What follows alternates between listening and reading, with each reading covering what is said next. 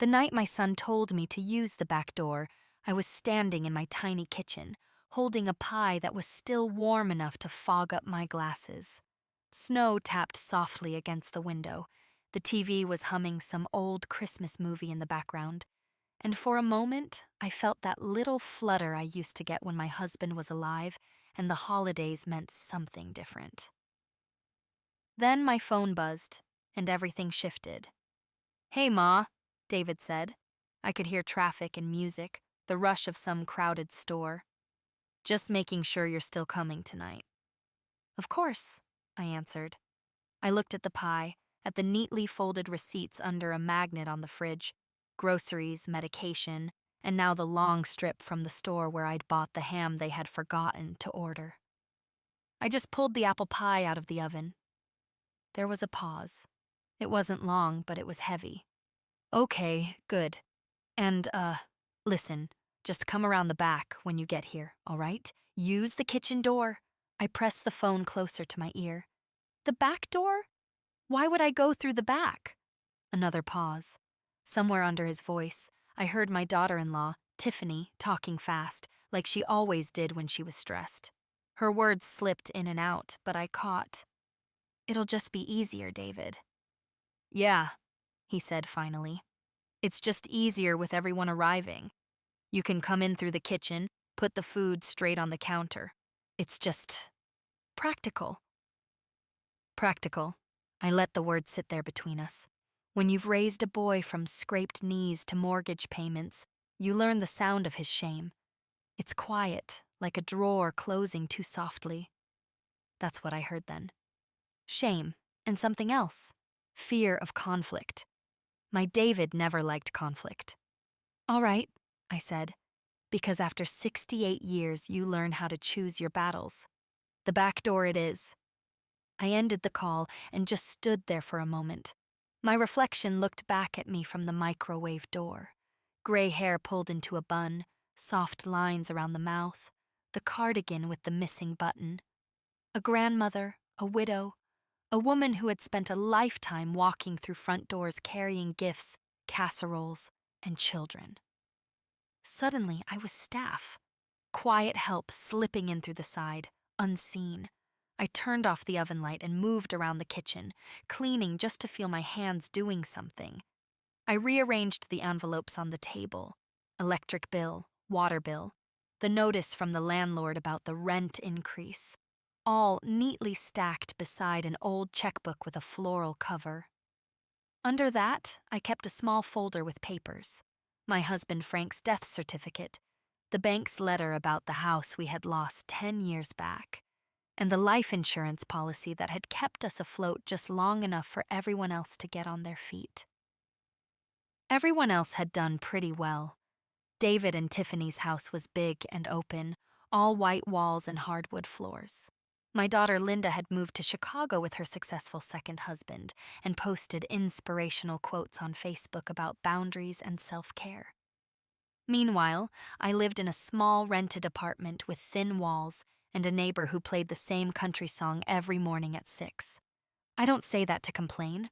I made my choices. When Frank got sick, I quit my job at the library to take care of him. I handled the hospital forms, the insurance calls, the billing codes that never made sense. I sat at the kitchen table with a yellow notepad, writing down every date, every reference number, every promise made by some voice on the phone that never remembered me. After he died, there was a silence in this apartment that no radio could fill. That was when David started asking, "Ma, can you watch the kids while Tiffany works late?" Just until they could afford a nanny. Just until the promotion. Just until they could figure things out. "Of course," I would say every time. Those boys saved me, in a way. The sound of cartoons, the trail of crumbs, the tiny socks in my laundry basket, it all kept me from sliding into that dark space where grief waits with open arms. But somewhere along the way, the favors stopped feeling like favors. It became expected. No one asked if I could afford the extra groceries when the boys stayed over 3 nights a week. No one offered gas money when I drove across town, because David's car was acting up, and Tiffany couldn't be late for a meeting. When they went on a trip to Florida and forgot to invite me, they brought back a t-shirt that said "World's Coolest Grandma," as if Cotton made up for being left behind. On my fridge, another magnet held up a crumpled list written in Tiffany's neat, sharp handwriting. Christmas menu. My name was beside half of it. Ham, 2 pies, green bean casserole. No one had asked if I could manage it on my pension. The grocery receipt was still on the counter, numbers circled in blue ink, totals underlined. I had done the math twice, then quietly put back the brand name coffee in favor of the cheap store blend. The back door. That's what they thought of me now. A convenient entrance next to the trash cans.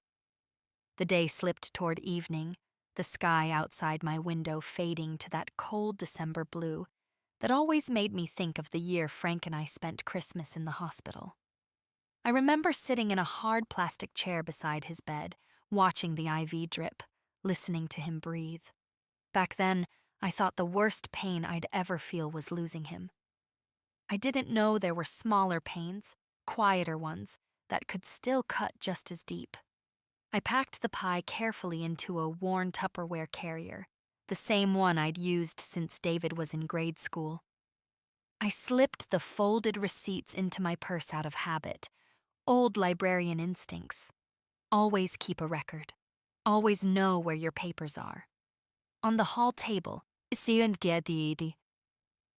beside my keys lay another stack of documents, letters from Social Security, a printout of my bank statement, a brochure from a legal aid clinic I'd picked up at the community center. Know your rights as a tenant and caregiver, it said in bold letters. I'd taken it more out of curiosity than anything else. But I hadn't thrown it away. I rarely threw away paperwork. I shrugged on my coat, the one with the worn cuffs, and wrapped a red scarf around my neck. As I locked the door behind me, I paused for just a second, listening to the faint hum of my refrigerator, the ticking of the old clock in the living room. This little apartment, with its peeling paint and mismatched furniture, was mine. No one told me which door to use here. The drive to David's house took 20 minutes. The streets were strung with Christmas lights, candy canes stuck into front lawns, inflatable Santas swaying in the cold wind. Music played softly on the radio, some old Bing Crosby song about being home for Christmas. I wondered, not for the first time, what home meant now. When I pulled up to their house, the front yard was crowded with cars. I could see people through the big picture window, moving around the living room with drinks in hand, laughing, hugging. Someone had put on a sparkly dress that caught the light when she turned. The tree stood in the corner, tall and full, with color-coordinated ornaments that looked like they came straight from a catalog. I sat there for a moment with my hands on the steering wheel, feeling the heat from the vents on my legs, the weight of the pie on the passenger seat. My eyes lingered on the front door, wreath, welcome mat, little lanterns glowing on either side. Guests went in that way, people who were seen, greeted, announced. My phone buzzed again, a text this time. "Hey, Ma, remember, back door, just come straight into the kitchen." That little smiley face, like it was a kindness. I picked up the phone and read the message twice. My fingers tightened around it. Then, very slowly, I set it down again and turned off the ignition.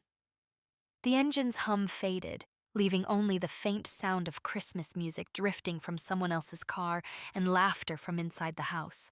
I lifted the pie from the seat and stepped out into the cold.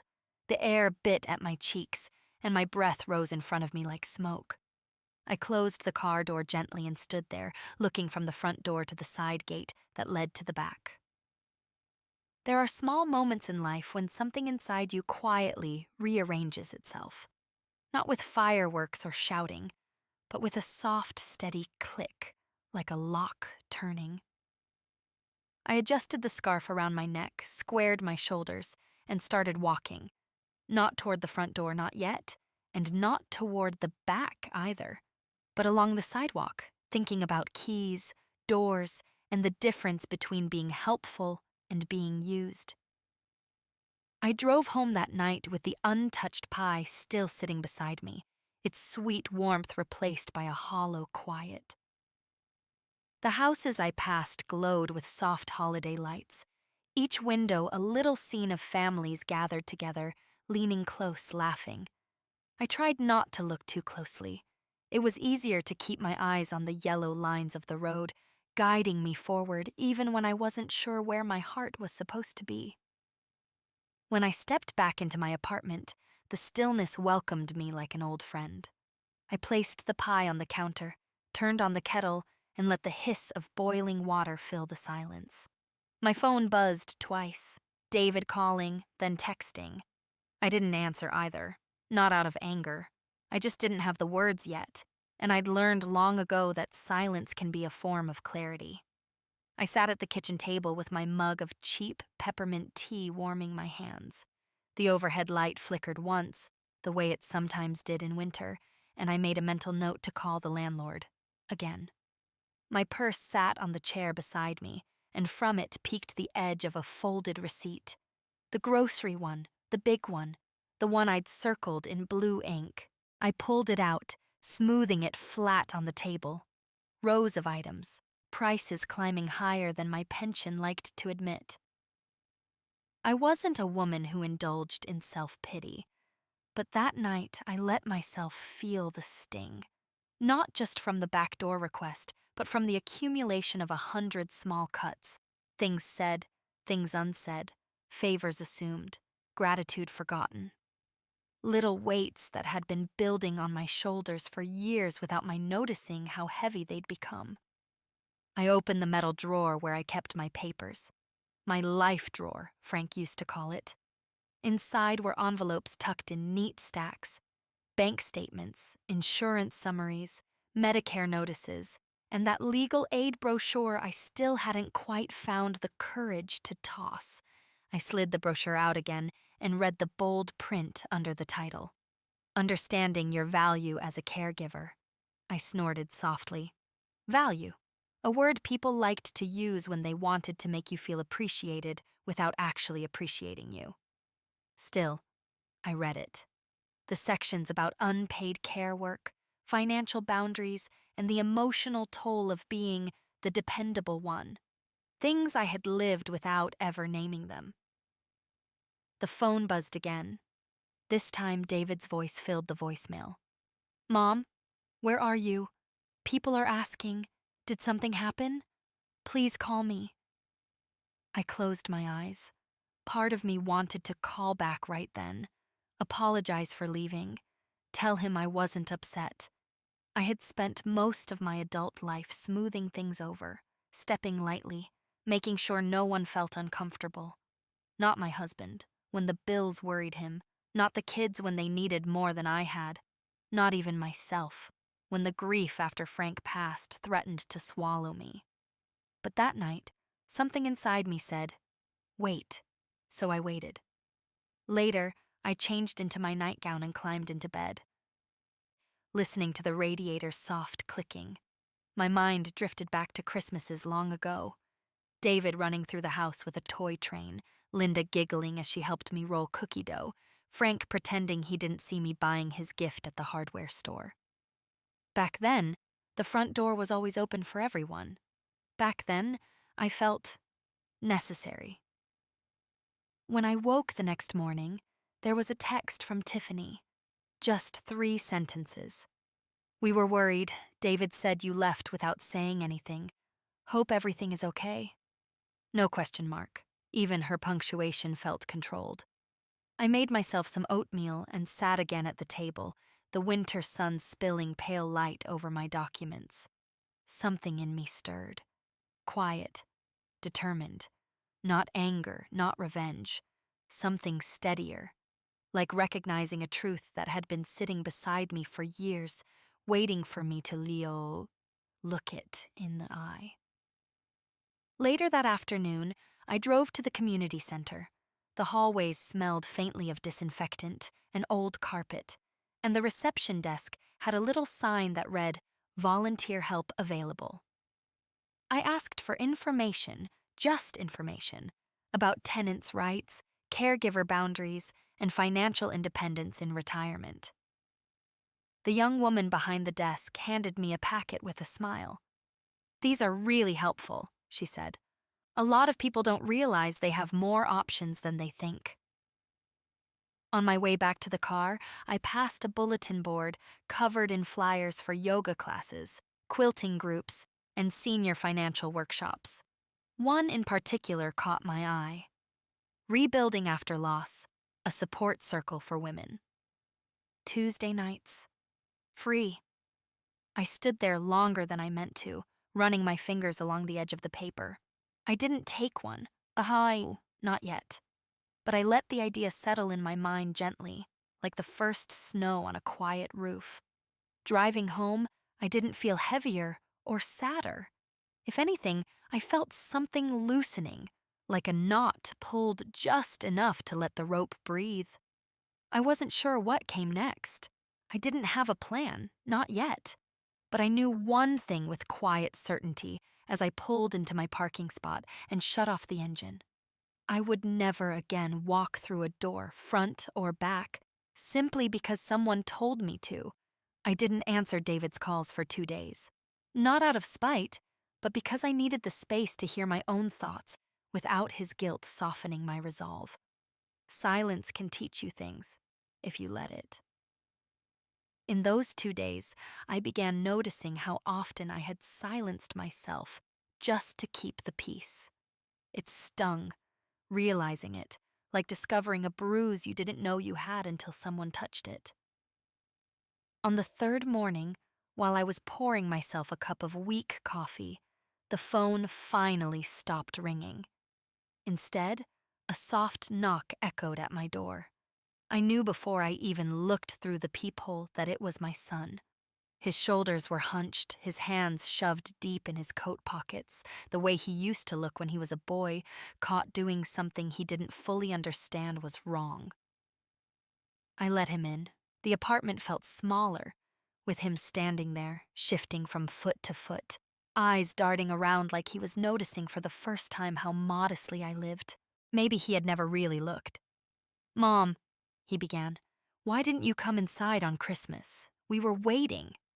I set my mug on the kitchen counter and wiped a spot with the edge of a towel, more for something to do than from need. "I told you I was there," I said quietly. "You just didn't see me." He swallowed hard. "We didn't mean anything by the back door thing. Tiffany just thought it would help with the flow of everything. People were arriving all at once." "I know what she thought," I said, my tone gentle but steady. "But what did you think?" He opened his mouth, then closed it again. His eyes flicked to the stack of bills on the counter: medical, utilities, rent notices. He noticed the thinning fabric of my sweater. He noticed everything, and yet nothing at all. "Have you ever felt," I asked softly, "like you were being treated as convenient?" He looked at me then, sharply. The question seemed to land somewhere deep. Good. I needed him to feel the weight of it, even if just for a moment. "Mom, we appreciate you," he insisted. "You know that." I almost laughed, not because it was funny, but because the words were so well worn they had lost their shape. "Do you?" I asked.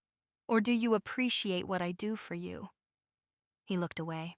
I moved to the drawer where I kept my papers and pulled out the brochure from the community center. Understanding Your Value as a Caregiver. I didn't hand it to him. I simply set it on the table between us. "David," I said, "I've been doing a lot of thinking about what I give, about what I allow, about the difference between helping and being used." He flinched at the last word. "I never meant to use you," he whispered. "I know," I said. "That's the thing about being used. Most people doing it don't realize they're doing it. They just become comfortable." The room fell silent, broken only by the faint hum of the refrigerator. My son's face softened in a way I hadn't seen in years, less defensive, more human. Mom, he said, voice barely above a breath, have we really made you feel that invisible? I felt my throat tighten, but I kept my voice calm. Sometimes, I said. Over time. Little things, small assumptions. I lost track of myself trying to fill the empty spaces in everyone else's life. I paused, letting the truth settle. Have you ever felt something like that? I asked, allowing myself the rare moment to speak directly to the heart of anyone who might hear my story someday. David rubbed his hands over his face. I'm sorry, he said. I should have, I don't know, asked more questions, paid more attention. That's what growing up is, I replied gently, learning what you didn't see. He looked around again, taking in everything with new attention, the frayed chair, the taped-up window frame, the single pie dish on the counter.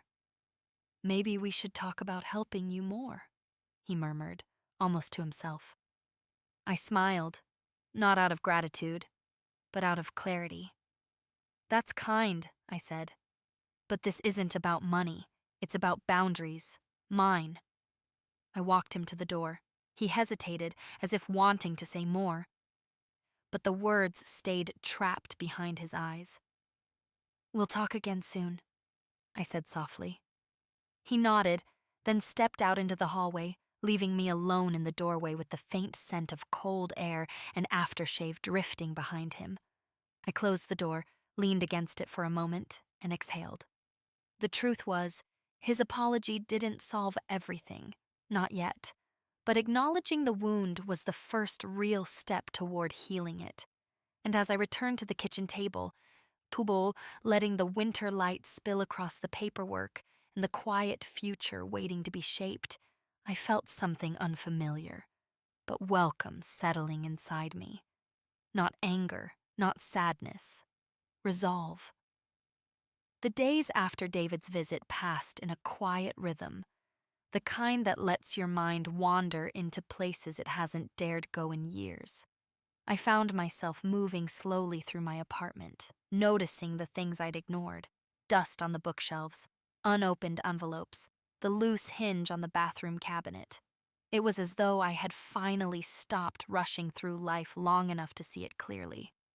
One afternoon, while clearing out a drawer stuffed with old warranties and expired coupons, I found a faded notebook with a blue fabric cover. Frank had once teased me for recording everything. Dates, numbers, tiny observations I thought mattered. I flipped through it, seeing my handwriting from decades ago. Grocery lists from when the kids were little. Doctor notes from Frank's illness.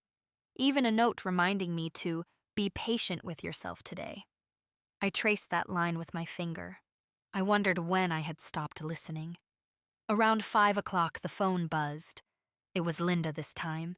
My daughter rarely called unless something was needed, or she was feeling guilty about not calling. I let it ring twice before answering. Mom? Hey, she said, her voice bright, too bright. I heard from David. He said you left Christmas dinner early. What happened? I sat on the sofa, tucking my feet underneath me, and watched a thin thread of winter sun slide across the living room rug. I didn't leave early, I said. I never went inside. A silence stretched on the other end, the kind where someone is trying to arrange their thoughts so they sound less sharp than they feel. Mom, you didn't go in because of the back door thing. Really? There it was, the minimization, the dismissal, and something inside me, something long ignored, straightened its spine. Linda, I said, as gently as I could, do you know what it feels like to be told you're welcome, but only if you enter through a door no one else uses? She sighed. Tiffany didn't mean anything by it. You know how she gets about hosting. Everything needs to be perfect. I'm not part of their decor, I replied. My voice surprised me with its steadiness. Mom, you're taking this too personally. You always do this. You get sensitive, and then things spiral. I felt the old familiar sting behind my ribs.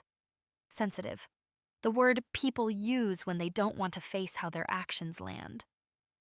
"Linda," I said, "I'm not spiraling. I'm waking up." She didn't answer right away. I imagined her sitting in her Chicago condo, perfectly curated furniture around her, a scented candle burning, trying to fit my words into a version of me she still understood. "Are you okay?" she asked finally, uncertainty slipping through. "Yes," I said truthfully. "For the first time in a long while, I think I am." She hesitated again. "I just don't want drama, Mom." That made me smile, an old, tired smile. "Sweetheart," I said, "setting boundaries isn't drama, it's self-respect." We spoke a little longer, polite but distant, and after we hung up, I sat there staring at the quiet apartment. Something had shifted. Conversations like that used to leave me shaken, doubting myself, but this time, clarity settled over me like a warm shawl. The next morning, I gathered all my bills, legal papers, bank statements, and laid them across the kitchen table. I took out a notebook, fresh pages, clean start, and I began writing down everything: expenses, income, time spent caring for the boys, instances where I had stepped in financially, dates, amounts, every forgotten or minimized contribution, not out of bitterness, out of understanding. I needed a full picture of my own life to reclaim it. By midday, papers covered the table like a quiet map of the paths I'd walked alone. My calculator, an old dusty one with buttons that stuck, clicked steadily as I worked through the numbers. The more I reviewed, the more I realized how much I had absorbed without question. After-school pickups, grocery runs, babysitting, emergency drop-ins, when Tiffany had a conflict. I had never once asked for compensation or even acknowledgement. They had grown so used to my help that they no longer saw it as help, just expectation, just mom, just the back door. Around 3 o'clock, the phone buzzed again, this time from the community center number I had called earlier in the week. A woman named Marcy had left a message offering an appointment to review tenant rights and caregiver boundaries. Her voice was warm, unhurried, the kind of voice that made you feel like you weren't being judged for needing help. I returned her call and set up a meeting for Friday morning. When I hung up, a soft calm settled over me. Not triumphant, not defiant, just quiet certainty. I looked around my apartment, at the tidy shelves, the folded blankets, the pie still sitting untouched in the fridge. Through the window, the sky had turned the color of pewter, snow beginning to drift again in delicate flakes. For the first time in weeks, I brewed myself a good cup of coffee, the strong brand I usually avoided because it cost a few dollars more. I sat by the window, feeling the steam rise against my face, and listened to the muffled world outside. I thought about how long it had taken me to recognize my own exhaustion, how easy it was to give without keeping track, how easy it was for others to accept without noticing they were taking. I thought about the back door, and I realized I wasn't angry about that moment itself. I was angry at how natural it had felt for them to suggest it, and for me to obey without question. That obedience was over now. I didn't yet know exactly where this new path would lead, or how my family would react when I finally told them the truth of what I needed. But I knew one thing with absolute clarity as I watched the snow fall softly past my window. My life was shifting, and this time I would be the one choosing the door I walked through. The morning of my meeting with Marcy arrived colder than usual, the kind of cold that makes the air feel sharp in your lungs. I wrapped my scarf twice around my neck, tucked my papers neatly into a large manila envelope, and stood for a moment in my living room, steadying myself before stepping out. It wasn't fear I felt, just the weight of doing something I had avoided for too long, advocating for myself.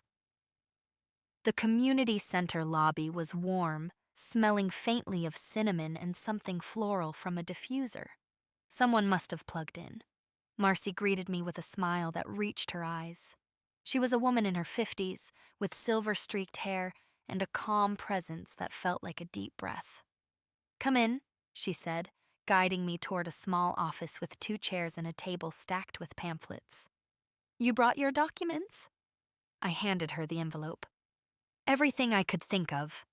She emptied it carefully, arranging the papers with the precision of someone who understood their importance. Bank statements, receipts, notes in my own tidy handwriting, a list of the boys' school pickup times I kept pinned to my fridge. "You've done a lot," she murmured, scanning the notes. "More than most grandparents would." I felt my cheeks warm. I wasn't keeping score. "No," she agreed gently, "but they were." The words landed like a quiet truth I'd known but hadn't wanted to say aloud. She continued flipping through the documents, occasionally asking questions. How long had I been helping? How often? What financial strain it caused? I answered everything honestly, and with each answer, the picture of my life grew clearer. Marcy leaned back in her chair when we were finished. "You have been functioning as an unpaid caregiver for years," she said, "and you've been doing it while juggling financial strain. You're not alone. This happens to many older adults who don't want to burden their families." "I didn't want to be a problem," I whispered. "You aren't a problem," she said, "but you're not being treated as a priority either." I felt something tighten inside me, then slowly loosen. "I don't want to fight," I said. "I just want respect, space, maybe even a little help when I need it."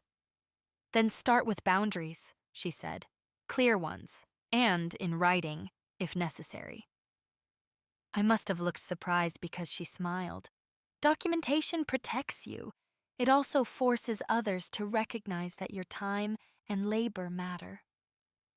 My mind flashed back to the countless Saturdays I'd spent watching the boys so Tiffany could attend a networking weekend, the grocery lists she sent with the assumption I'd pay without question, the late-night calls of, "Mom, can you come over?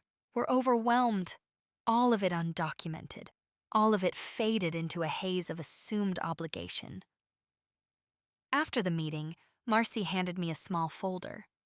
Inside were resources, information about senior financial planning, caregiver rights, a sample letter for setting boundaries in family care situations, and a list of low-cost legal advice clinics, should I ever need them. Walking back to my car, I felt lighter than I expected. Not unburdened, not free, but grounded. A sense of direction had begun forming inside me, slow but steady, like the pulse of something long dormant returning to life. When I arrived home, there was a message waiting from Tiffany. "Hi, can you watch the boys tomorrow? We promised them a movie night, but something came up at work. Just let me know, thanks." No greeting, no question mark, no sense that my time might already be spoken for. I stared at the message, feeling its casual weight, the assumption woven into every word. My instinct was to reply immediately. "Of course, whatever you need." The old reflex, the one I had rehearsed for over a decade. But not today. I left the message unopened, and instead made myself a cup of strong tea, the kind Frank liked when he still had the strength to drink anything warm.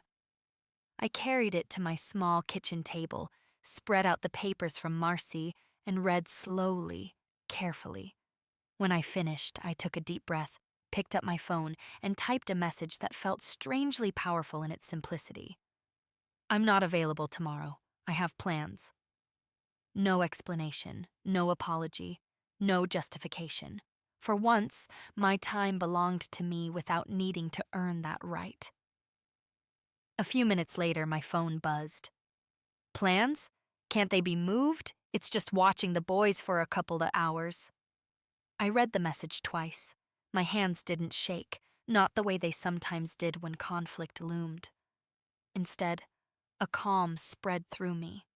Warm, steady, unwavering. "I'm not available," I replied again. The next message came faster, sharper.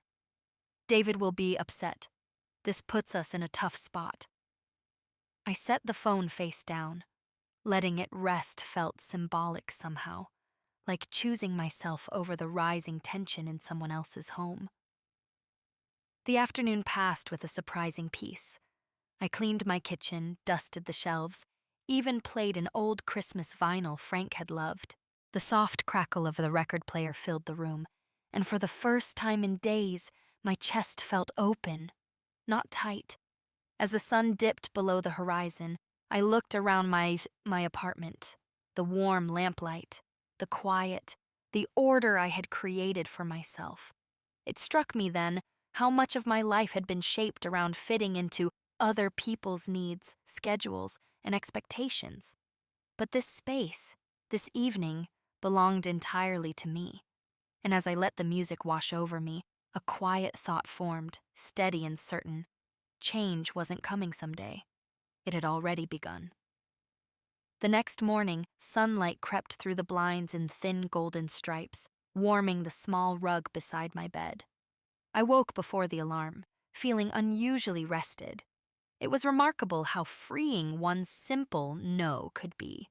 My apartment felt different too, still quiet, still modest, but no longer heavy, more like a place a woman lived, not hidden. I made myself eggs and toast, plating them carefully as if expecting company. Old habits. But as I sat at the kitchen table, savoring each bite, a message buzzed on my phone. It was David. "Mom, can we talk later? Things got tense here. Tiffany's upset. I just want to understand what's going on." I stared at the message for a long moment. I could almost hear the unease in his voice. Part of me softened, the old part that always hurried to ease tensions. But another part, the part I had spent decades quieting, stayed rooted. I wiped my hands, set the phone aside, and returned to my breakfast. I wasn't avoiding him. I just wasn't rushing to fix something that wasn't mine to fix. Later that day, I drove to the grocery store, not because I needed much, but because I wanted to walk through the aisles without anyone counting on me to buy for them. I wandered slowly, taking in the gentle hum of refrigerators, the soft beep of scanners at the registers, the smell of warm bread from the bakery. Simple things, but grounding ones. At the dairy section, I ran into an old neighbor, Margaret, who used to watch the kids play outside years ago. Her hair was white now, styled into a neat bob, and she still wore those oversized earrings that chimed when she moved. "Well, if it isn't the heart of the neighborhood," she said warmly, tapping her card against mine. I laughed. "I think that title's expired." "Not from where I stand," she said, eyeing me with that perceptive tilt of the head older women seem to master. "But you look different, lighter. Did something change?"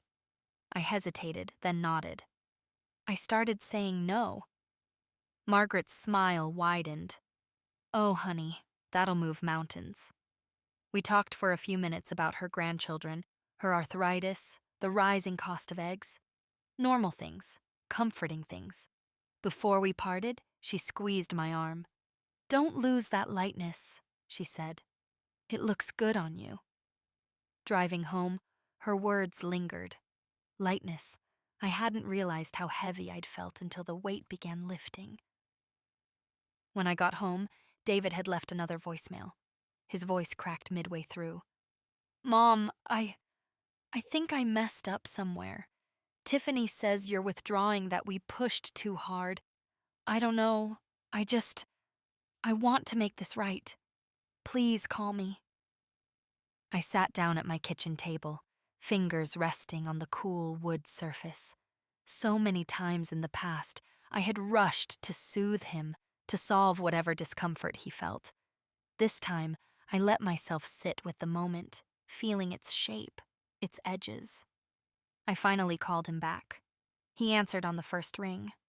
"Mom?" "I'm here," I said. There was a deep breath on the other end.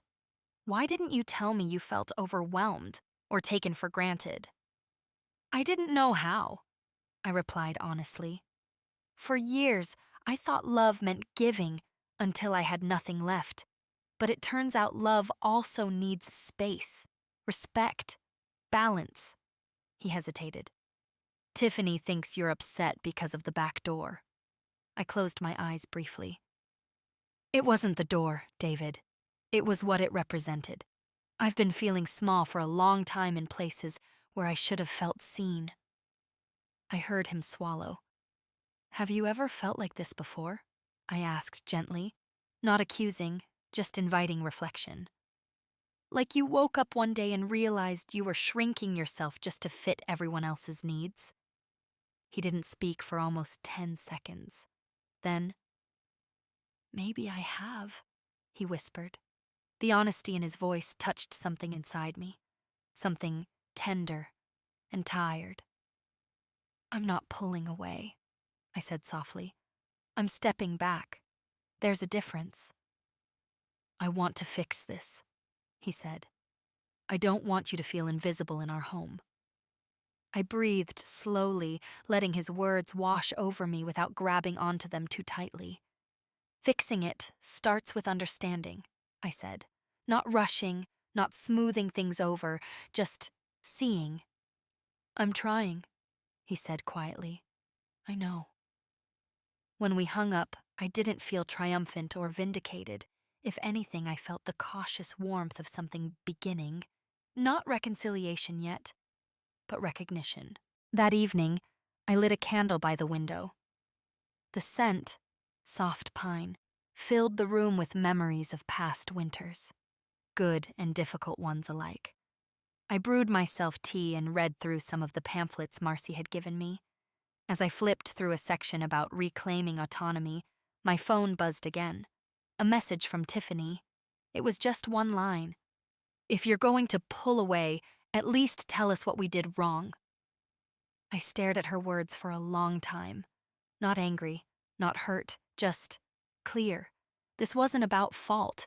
It was about patterns, years of them. And as I set the phone down, letting her message rest unanswered for now, I felt a quiet truth forming inside me. I wasn't pulling away. I was finally stepping into my own life. And maybe, just maybe for the first time in decades, that was enough. Snow had begun to melt into slush along the sidewalks, leaving the world looking a little tired, a little worn, much like I felt inside. But underneath the mess, there was something hopeful too, a quiet promise that seasons change whether we fight them or not. I spent the next few days tending to small things, fixing the loose hinge in the bathroom cabinet, sharpening the kitchen knives Frank used to insist stayed dangerously dull, rearranging the photos on the bookshelf, not out of sentiment, but because I finally wanted the space to reflect me, not just my memories.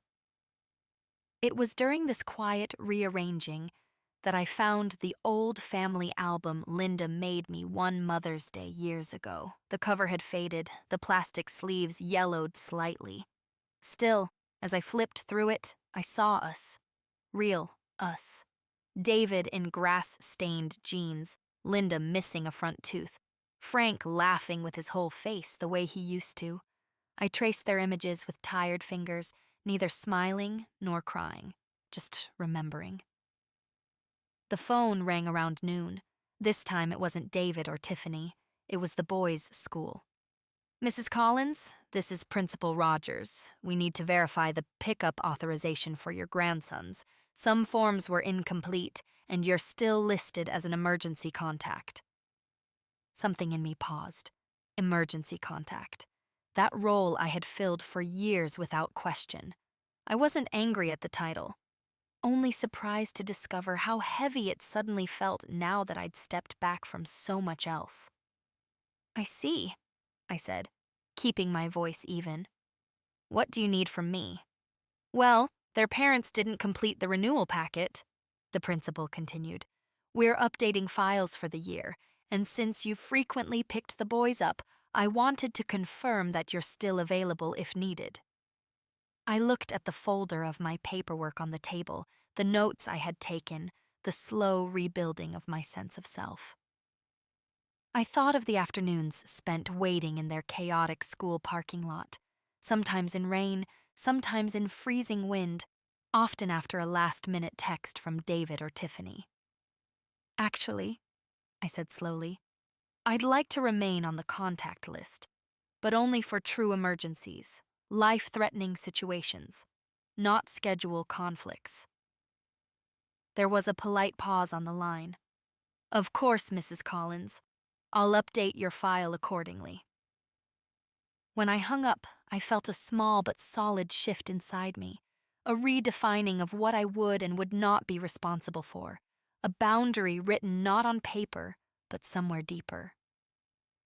That evening, I decided to take a walk. The air was cold, crisp, the kind that wakes you from the inside out. Passing the quiet houses, I noticed how many windows glowed with soft light, people moving inside, living their own lives, unaware of the quiet revolutions happening behind the eyes of someone like me. I ended up near the community center again, this time on instinct rather than purpose. Through one of the windows, I saw a cluster of women seated in a circle. Older women, some with silver hair like mine, some with heavy coats draped over their laps. A sign taped to the door read, "Rebuilding after loss. Support circle." The meeting I had noticed before. Something pulled at me, gentle but persistent. I stood there for a moment, my breath clouding the glass, before slipping inside. The facilitator, a woman with warm eyes and a knitted shawl around her shoulders, looked up and smiled the kind of smile that makes you feel welcome without having to earn it. "Join us," she said softly. I hesitated only a heartbeat, then took a seat. Nobody stared. Nobody questioned why I was there. The room felt safe in a way I hadn't realized I'd been craving. The women spoke in turn, about losing spouses, losing friendships, losing themselves in years of caregiving or being overlooked. Their voices trembled sometimes, but more often they held strength shaped by endurance. When it was my turn, I didn't know what to say at first, but the words surfaced on their own. "I think I got used to disappearing," I said quietly. "I didn't notice it happening. It was just easier for everyone when I stayed small." A few women nodded knowingly. The facilitator leaned forward. "And what do you want now?" she asked. What I wanted. Such a simple question, such a large one. "I want to stop walking through doors that make me feel less than whole," I said. A soft murmur of agreement moved through the group. After the meeting, one of the women, her name was Elaine, walked beside me to the parking lot. She wore bright red gloves and carried herself like someone who had learned things the hard way and survived them. "You're not alone," she said. "A lot of us spent decades giving until we forgot we were people with our own edges. But edges aren't bad. They hold us together." I thanked her, feeling the warmth of her words settle somewhere beneath my ribs. When I got home, the answering machine blinked. It was David again. "Mom, Tiffany and I talked. I think we need to fix a few things. Can we meet at our house this weekend? The front door will be open, I promise." I listened twice, not because I doubted him, but because the invitation sounded different. Not an assumption, not an expectation, a request. I didn't respond right away. I let the quiet fill the room, letting the choice rest gently in front of me. But I also knew something. Whatever conversation waited there, I would walk into it standing taller than before, perhaps even through the front door, because for the first time in a long time, I understood something simple and powerful. I wasn't rebuilding my life. I was reclaiming it. I spent the rest of the week thinking about David's message. Not obsessively, not anxiously, just with the steady awareness of someone preparing to walk into a room she once tiptoed through. I wasn't afraid of seeing them. I was afraid of falling back into old patterns. But each day that passed, I felt the old fears loosening their grip, as if my life had shifted just enough for me to breathe differently. Saturday arrived cold and bright, with sunlight glinting off patches of remaining snow.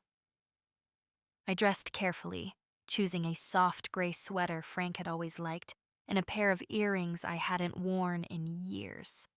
As I tied my scarf, I caught my reflection in the hallway mirror. Same lines, same eyes, but the woman looking back at me stood differently. Not straighter, exactly, but more rooted. When I pulled up to David and Tiffany's house, I noticed something small but meaningful. The front door was open a crack, as if waiting for me. A gesture, a beginning.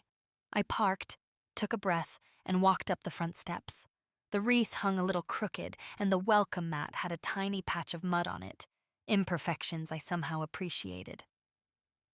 Life, for once, didn't look curated. Inside, the house was quieter than usual. No music, no bustle, no clatter of dishes.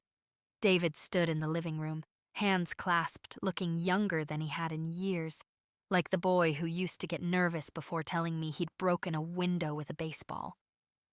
"Hi, Mom," he said softly. "Hello, David." Tiffany was on the couch, legs crossed, posture stiff. Her face held a kind of fragile politeness, the kind that could crack either into apology or defensiveness at any moment. I didn't move toward her.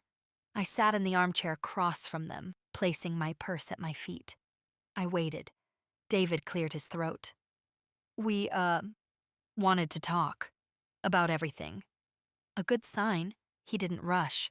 He didn't hide behind small talk. Tiffany spoke next, her voice tight. "I just feel blindsided. If something was wrong, why didn't you say it sooner?" I met her eyes, calm, steady. "Because I didn't realize the cost of staying silent until I finally stopped," I said. Her gaze flickered. "Look," she began, "the back door thing. That wasn't the problem," I said gently, cutting through the surface to reach the truth beneath. "It was just the moment I finally noticed how much I'd been shrinking myself to fit into your lives." David exhaled sharply, rubbing his forehead. "Mom, when you didn't come in that night, Tiffany thought you were angry at her." "I wasn't angry," I replied. "I was hurt. There's a difference." Silence settled over the room, the kind that invites honesty if people are brave enough. "I think," David began quietly, "I think we leaned on you too much. We expected too much, and we didn't see it happening because you always made everything look easy." "It wasn't easy," I said softly. "It was just familiar." Tiffany looked down at her hands. "We didn't mean to treat you like someone who could just be slotted into the background." "But you did," I replied, not unkindly, "and I let you." David nodded, eyes glassy. "I don't want that anymore. I don't want to be that kind of son." Something warm flickered in my chest, not forgiveness yet, but the possibility of it. "I'm setting boundaries," I said. "Not to punish anyone, but to protect myself, my time, my peace." Tiffany shifted slightly, a sign the wall between us had softened. "What does that mean?" "Exactly." "It means I'll help sometimes," I answered, "but not without being asked respectfully, not without consideration, not by default." "And if we forget?" she asked, wary. I smiled gently. "Then I'll remind you, but I won't disappear into the background again." David's shoulders finally relaxed, the first sign of relief crossing his face. "Okay," he whispered. "We can do that. We want to."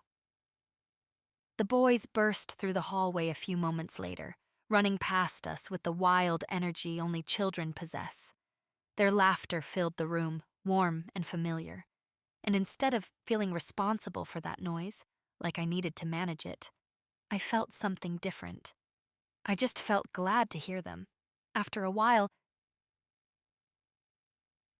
David asked if I wanted coffee. I said yes. He went to the kitchen and Tiffany followed, the two of them whispering as they prepared the mugs. Not arguing, not blaming, Just learning. I wandered toward the mantel. There were photos of the boys, family vacations, a framed print of some quote about gratitude. In the middle was a picture of me holding the kids when they were toddlers, my smile wide, my arms steady. I traced the edge of the frame lightly. This was still my family, imperfect, messy, growing. When they returned with the coffee, David pressed a warm mug into my hands. "Thank you for coming," he said, through the front door. I met his eyes, letting the moment settle. "That's the only door I enter through now," I said softly. We sat together, sipping our coffee, not rushing into old roles or old expectations. The conversation drifted toward easier topics, school events, holiday plans, the weather. But something underneath had changed. Something important. They saw me. Not as the solution to every problem, not as the background presence who held everything together, but as a person with her own needs, her own boundaries, her own life. When I drove home that evening, the sky was streaked in soft pink and gold, the world settling gently into dusk. I rolled down the window just a bit and let the cold air brush against my face. A small, steady feeling bloomed in my chest, something like peace, something like progress, maybe even something like hope. Whatever it was, it carried the quiet certainty that I was no longer walking behind anyone. I was walking beside myself, at last. The week following my visit to David and Tiffany's felt almost surreal. The space between us had been recalibrated, not erased, but shifted. There was no grand reconciliation, no sudden flood of apologies or reassurances. It wasn't that kind of change. It was quieter, like the air after a storm. Still, but somehow fresher. I found myself more comfortable in my own apartment, more at ease in the silence. I spent my evenings reading, journaling, even cooking meals I wanted to eat instead of the easy meals I'd once prepared for everyone else. The mundane tasks that used to feel like chores now felt like moments of reclaiming my own time. One morning, as I sat by the window with a cup of coffee, I watched a couple of sparrows flitting between the branches of a tree in the yard across from mine. They were small, frantic, and full of purpose,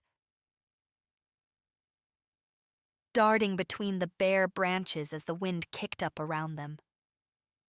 I smiled, thinking of how their lives seemed so simple, yet so urgent in their tiny world.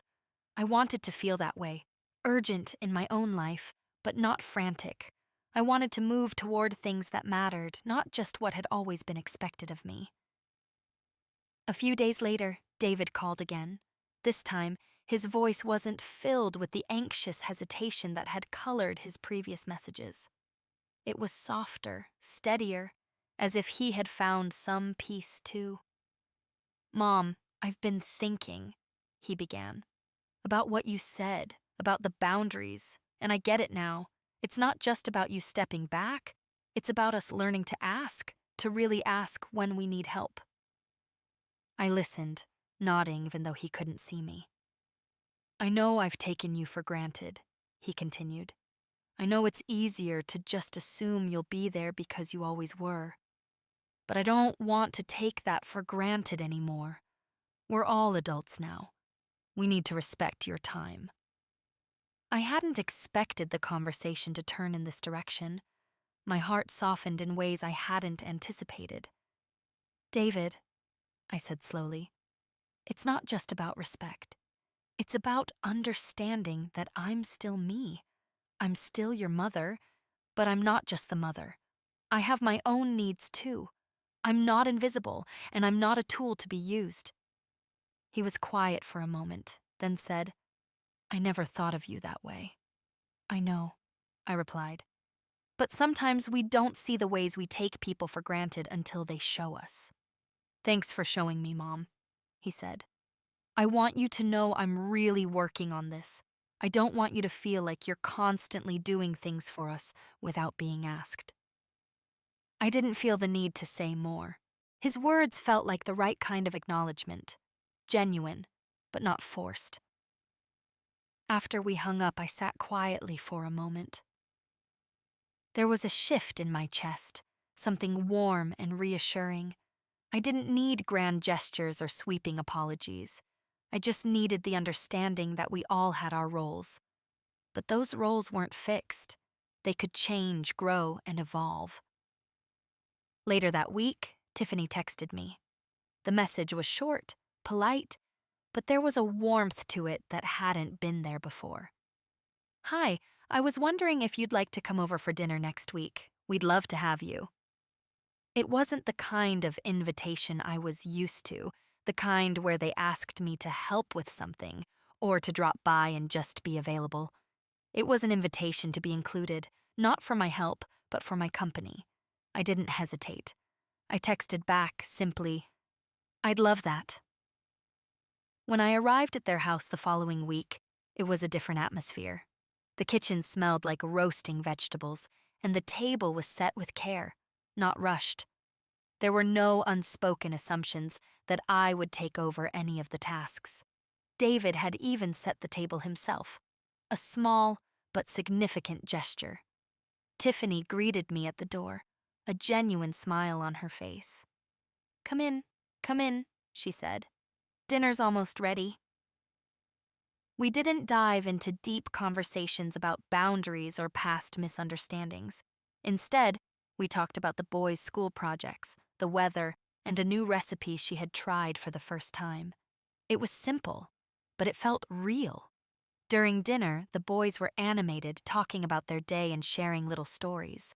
For once, I didn't feel like I was holding them together or listening for the next request. I was just part of the conversation, enjoying the moment for what it was. Afterward, as we sat around the table with coffee, Tiffany turned to me. Her expression was soft, hesitant.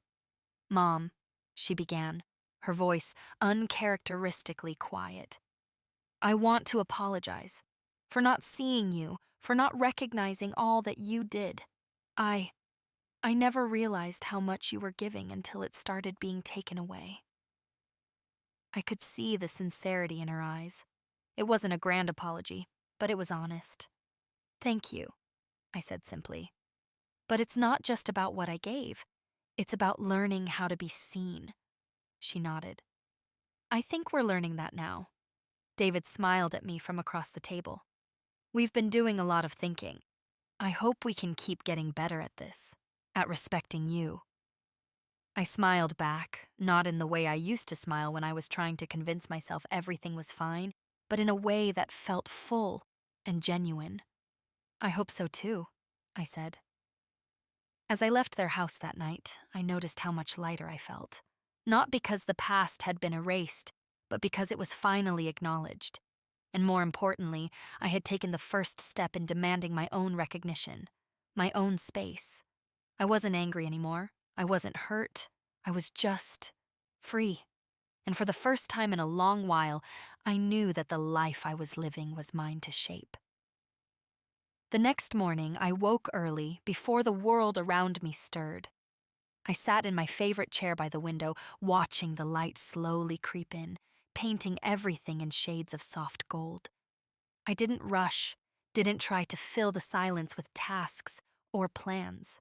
I just let myself be. And that, I realized, was enough.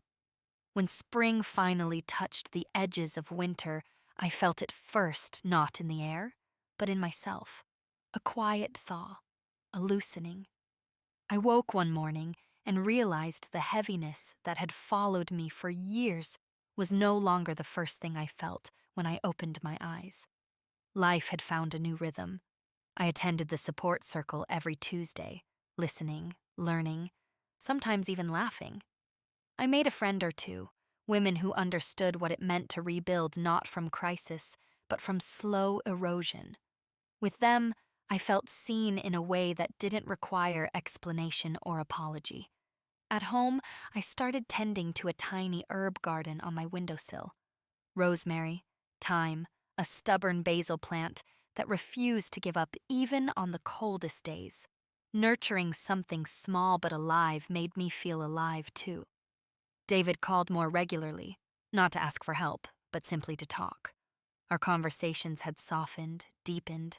He spoke about the boys, work, even his worries, and he listened when I shared mine. Tiffany, to my quiet surprise, began sending little updates. Photos of the kids, new recipes she wanted to try, even articles she thought I might enjoy. None of it carried the weight of expectation. It all felt human. When they invited me to dinner again, I walked through the front door without thinking about it. Not as a test, not as a victory, just as a woman who knew her place in her own life. After dinner, as I hugged the boys goodnight, David squeezed my hand gently.